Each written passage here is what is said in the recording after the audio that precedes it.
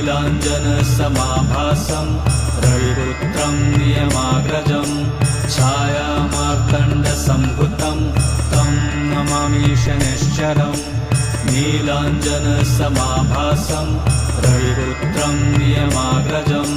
छायामार्तण्डसम्भुतं तं नमामि शनैश्चरम्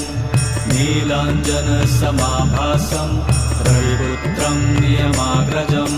छायामार्तण्डसम्भुतं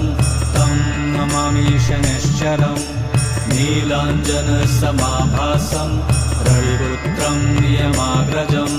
छायामार्तण्डसम्भुतं तं नमामि शनैश्चरम् नीलाञ्जनसमाभासं रविपुत्रं नियमाग्रजं